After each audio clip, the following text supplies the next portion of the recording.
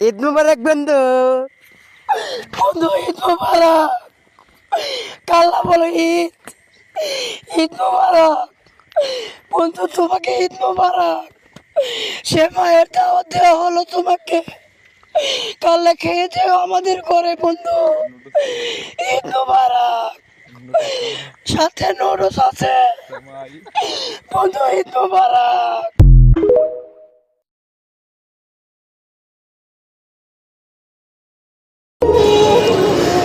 America, Israel, Saudi Arab, Qatar, Kuwait, Oman, Dubai, Jordan, Bahrain.